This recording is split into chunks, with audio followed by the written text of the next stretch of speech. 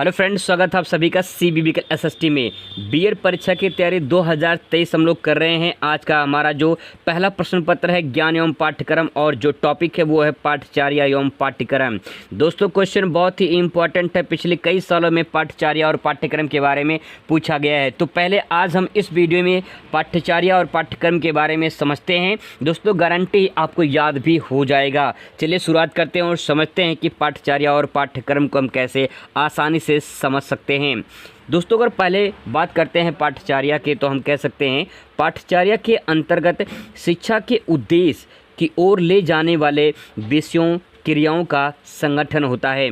दोस्तों, तात्पर्य है कि जो पाठचर्या होता है इसके अंतर्गत शिक्षा का जो उद्देश्य होता है, उस शिक्षा का उद्देश्य की ओर ले जाने वाले जो विषय होते हैं उन विषय की क्रियाओं का जो है संगठन होता है, एक समूह होता है।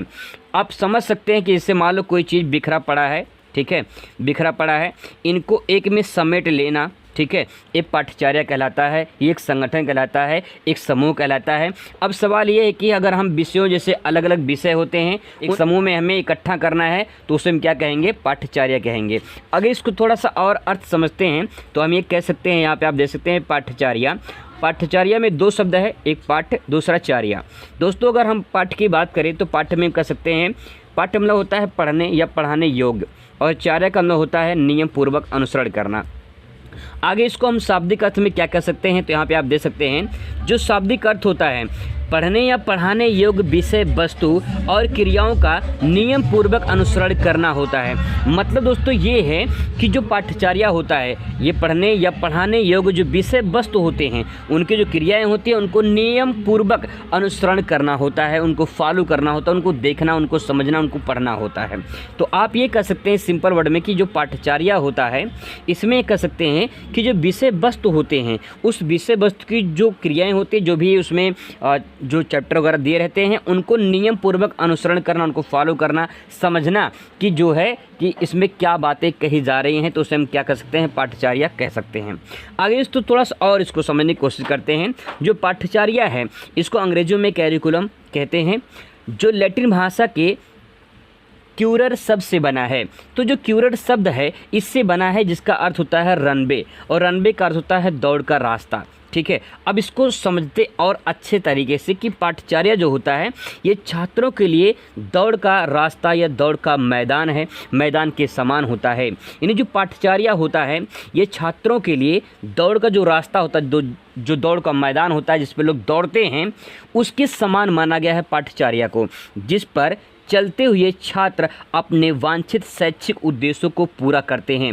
दोस्तों, मान लीजिए एक रनवे है, एक हाईवे है, ठीक है। जब लोग इस पे दौड़ते हैं, जब इस पे लोग दौड़ते हैं तो अपने उद्देश्यों की पूर्ति करते हैं। मतलब ये है कि जो उनका उद्देश्य होता है इसी रास्ते पे उनको चलना है, ये तय होता है। तो आप ये मान के चलिए कि जो हमारा कैरिकुलम है, यानी जो पाठचर्या है, वो एक रास्ते की तरह है जो तय है और इसी रास्ते पे हमको चलना है, तो उसी को पाठचर्या कहते हैं।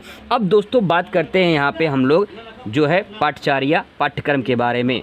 दोस्तों, अगर पाठ्यक्रम के बारे में समझा जाए तो हम ये कह सकते हैं कि जो पाठ्यक्रम होता है इसके अंतर्गत पाठ्य जो विशेष होते हैं, इसके अंतर्गत पाठ्य विषयों वस्तुओं का एक क्रम होता है जिससे विद्यार्थी का अध्ययन को दृष्टि से पढ़ाया जाता है। मतलब ये है कि जो पाठ्यक्रम होता है ये पाठ्य विषयों का एक पूरा खाका होता है और उसी के अनुसार जो है विद्यार्थी को जो है शिक्षक पढ़ाते हैं उसी की दृष्टि से। मतलब पहले से एक पाठ्यक्रम तय होता है और उसी पाठ्यक्रम के अनुसार जो है उनका जो है सिलेबस, जो इतना सिलेबस भी कह सकते हैं, तो उनका जो है सिलेबस पूरा किया जाता है।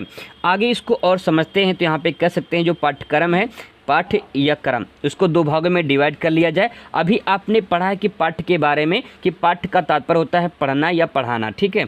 कर्म का मतलब होता है क्या? नियम अनुसार या कर्मानुसार। तो हम इसको कह सकते हैं, अर्थात में कह सकते हैं कि जो विषय होता है, ठीक है, किसी विषय या अध्ययन की वह विषय वस्तु जो क्रम से व्यवस्थित हो उसे पाठ्यक्रम कहते हैं। मतलब कि जो भी आपकी किताब है उस बुक में, उस किताब में जो पहले आपको चैप्टर वाइज दिया रहता है उसमें क्रम अनुसार दिया रहता है कि आपको ये चैप्टर पढ़ना है, ये चैप्टर पढ़ना है, तो ये क्या है? एक तरह से सिलेबस आपका पाठ्यक्रम है, ठीक है।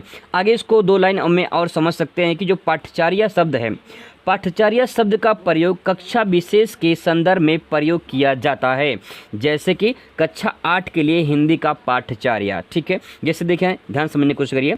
पाठ्यचर्या जो है, ये शब्द जो है, इसका प्रयोग कक्षा विशेष के संदर्भ में किया जाता है, जैसे कि कक्षा 8 के लिए हिंदी का पाठ्यचर्या।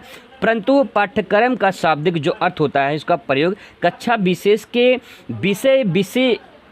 विषय होता है, कक्षा विशेष के किसी विशेष तक सीमित होता है। मतलब कि जो विषय है उसकी जो विषय का जो पाठ्यक्रम होता है उससे सीमित होता है। तो हम कह सकते हैं जैसे कक्षा 8 के लिए हिंदी का पाठ्यक्रम है। दोनों में अंतर तो इतना है कि जो कक्षा 8 का पाठ्यचर्या है और कक्षा 8 का जो पाठ्यक्रम है, इसमें दोनों में अंतर इतना है कि इसमें कक्षा विशेष के संदर्भ में प्रयोग किया जाता है, और ये जो है किसी विषय का पाठ्यक्रम जो है, जैसे मान लो हिंदी का है, भूगोल का है, इतिहास का है, जो है सबका जो एक पाठ्यक्रम होता है। ठीक है, और जो कक्षा 8 का है, पूरा का पूरा कक्षा 8 का पाठ्यचर्या है। आई होप आपको समझ में आया होगा। तो दोस्तों, ये पाठ्यचर्या और पाठ्यक्रम के बारे में आप समझ सकते हैं। आई होप आपको समझ में आया होगा। मिलते हैं इस वीडियो में। Thanks for watching.